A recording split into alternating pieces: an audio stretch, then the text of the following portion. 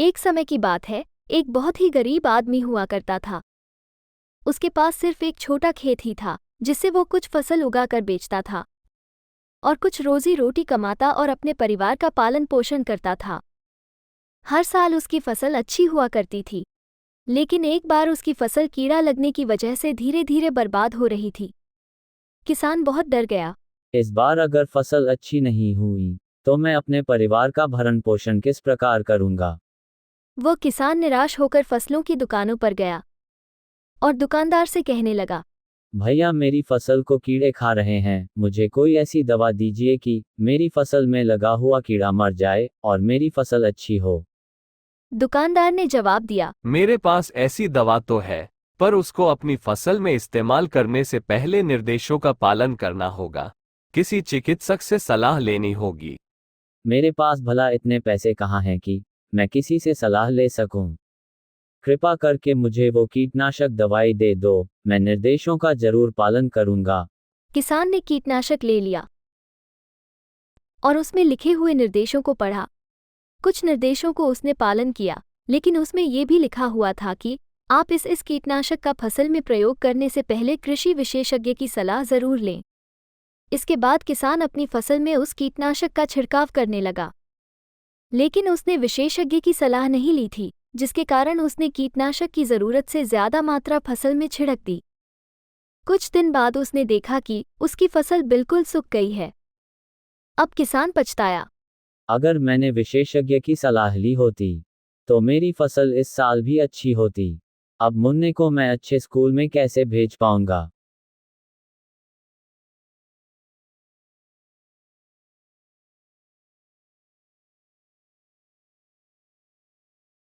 एक समय की बात है, एक गांव में एक बहुत ही धनवान सेठ रहता था। वो लोगों को दुगने ब्याज पर पैसे उधार देता था, लेकिन वो बहुत घमंडी था।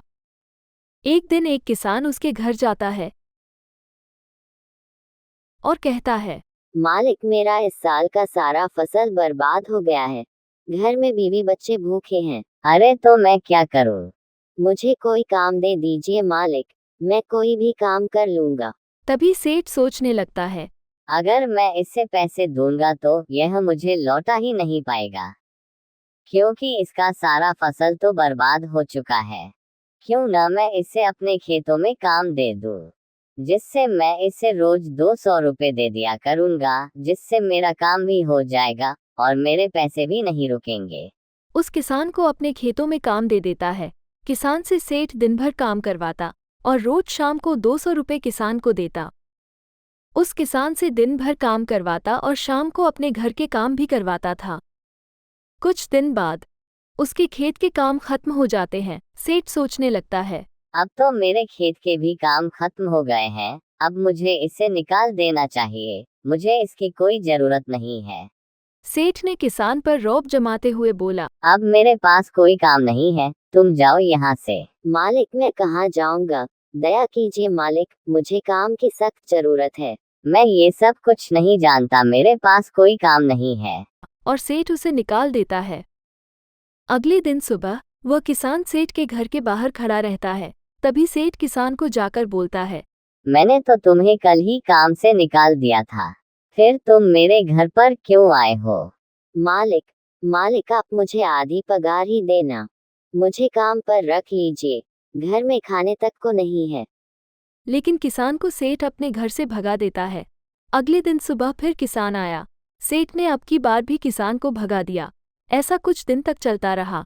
किसान काम मांगने आता और सेठ उसे भगा देता था। सेठ परेशान हो गया। उसने सोचा, ऐसा करता हूँ, मैं कुछ दिनों के लिए शहर चला जाता हूँ, जिससे ये मुझे परेशान नहीं करेगा। और अगले दिन सेठ किसान के आने से पहले ही अपने परिवार को लेकर शहर चला जाता है। कुछ दिन बाद जब वापस आता है तो देखता है कि वो किसान घर के बाहर नहीं है। लगता है उस किसान को काम मिल गया है।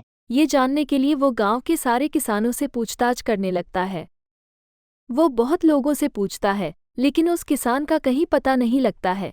फिर ऐसा क्या हुआ कि अब वह मेरे घर के बाहर नहीं है? फिर वो सेठ उस खेत में ही जाता है जहां वो काम करता था और वहां के मजदूरों से पता करता है तो एक मजदूर बताता है, सेठ जी, आपके दाने के बाद आपके घर में कुछ चोल आए थे। चोलों और किसान में हाथापाई हुई, जिससे किसान को काफी चोट लग गई है। सेठ को अपनी गलती का एहसास हुआ और वह किसान के घर चला जाता है। वहां जाकर किसान से माफी मांगी मुझे क्षमा कर दो। और उसके बचे हुए पैसे भी लौटा देता है तुमने मेरी आंखें खोल दी है। और उस किसान को काम पर भी रख लेता है। दोस्तों, कहानी अच्छी लगी तो चैनल को सब्सक्राइब जरूर करें। दिनपुर गांव में सोहन नाम का हलवाई रहता था। वो खूब बढ़िया और स्वादिष्ट मिठाइयाँ बनाने के लिए जाना जाता था। इसी वजह से उसकी दुकान पूरे गांव में मशहूर थी। पूरा गांव उसी की दुकान से मिठाई खरीदता था। वो और उसकी पत्नी मिलकर शुद्ध देसी घी में मिठाई बनाते थे। इससे मिठाइयाँ काफी अच्छी और स्वादिष्ट बनती थीं। हर रोज शाम होते होते उसकी सारी मिठाइयाँ बिक जाती थी और वो अच्छा मुनाफा भी कमा लेता था। मिठाइयों से जैसे ही आमदनी बढ़ने लगी, सोहन के मन में और पैसा कमाने का लालच आने लगा। अपने इसी लालच के चलते उसे एक तरकीब सूझी। वो शहर गया और वहां से एक 2 चुंबक के टुकड़े लेकर आ गया। उस टुकड़े को उसने अपने तराजू के नीचे लगा दिया।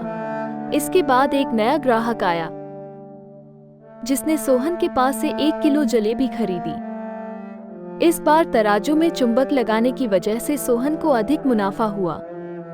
उसने अपनी इस तरकीब के बारे में अपनी पत्नी को भी बताया। तराजू में चुंबक लगाने से हमें बहुत ही ज्यादा लाभ हो रहा है। लेकिन उसकी पत्नी को सोहन की यह चालाकी अच्छी नहीं लगी।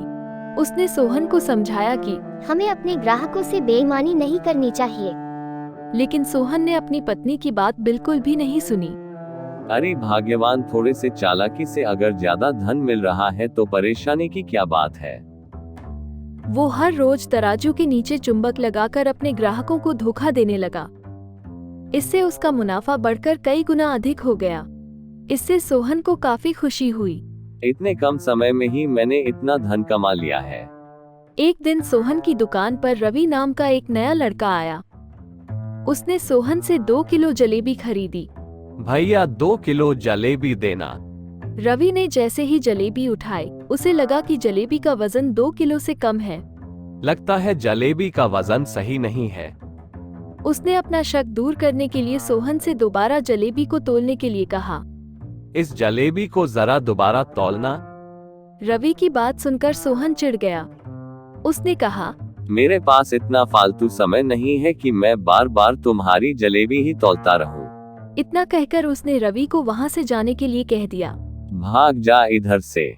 सोहन मिठाई वाले की बात सुनने के बाद रवि जलेबी लेकर वहां से चला गया। वो एक दूसरी दुकान पर गया और वहां बैठे मिठाई वाले से अपनी जलेबी तोलने के लिए कहा। भैया जरा ये जलेबी तौल कर बताओ कितना है। जब दूसरे दुकानदार ने जलेबी तोली तो जलेबी सिर्फ 1.5 किलो ही निकली। अच्छा, तो ये बात है। अब उसका शक यकीन में बदल गया था। उसे पता चल गया कि सोहन मिठाई वाले के तराजू में कुछ गड़बड़ है। अब उसने तराजू की गड़बड़ को सबके सामने लाने के लिए खुद एक तराजू खरीद लिया और उसे ले जाकर सोहन मिठाई वाले के दुकान के पास ही रख दिया। फिर रवि अपने सभी गांव के लोगों को वहां पर इकट्ठा करने में लग गया। गांव वालों सुनो, गांव वालों सुनो, गांव वालों सुनो, गांव वालों सुनो, गांव वालों सुनो, गांव वालों सुनो। जैसे ही लोगों की थोड़ी भीड़ बढ़ने लगी तो उसने गांव के लोगों को कहा कि आज मैं आप सभी लोगों को एक जादू दिखाऊंगा। ये जादू देखने के लिए बस आप लोगों को सोहन मिठाई वाले से खरीदा गया सामान एक बार इस तराजू में तौलना होगा। तब आप लोग देखेंगे कि कैसे सोहन मिठाई वाले के तराजू में तोली गई मिठाई इस दूसरे तराजू में अपने आप ही कम हो जाती है। कुछ देर बाद 1-2 लोग मिठाई लेकर रवि के पास पहुंचे तो उसने ऐसा करके भी दिखाया। इसके बाद सोहन की दुकान से जिसने भी मिठाई खरीदी थी, सभी ने रवि के तराजू में तोलकर देखा तो सबकी मिठाइयाँ 250 ग्राम से लेकर आधा किलो तक कम निकली। ये सब देखकर लोगों को काफी हैरानी हुई। ये देखकर गांव वालों को बहुत गुस्सा आया। सबने मिलकर उस लालची मिठाई वाले को खूब मारा। अब उस लालची मिठाई वाले को अपने लालच और उसके कारण की गई गलत हरकतों पर पछतावा हो रहा था।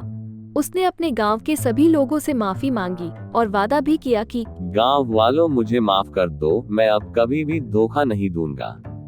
सोहन की इस धोखेबाजी से पूरा गांव नाराज था इसलिए लोगों ने उसकी दुकान में जाना काफी कम कर दिया। इधर सोहन के पास पछताने के अलावा कुछ और नहीं बचा, क्योंकि वो पूरे गांव वालों का भरोसा खो चुका था। कभी भी लालच नहीं करना चाहिए। हमेशा ईमानदारी के साथ अपना काम करने से ही इंसान का नाम होता है। लालच के चलते भले ही कुछ समय के लिए अच्छा फायदा हो, लेकिन इससे इज्जत और आत्मसम्मान दोनों कम हो जाते हैं।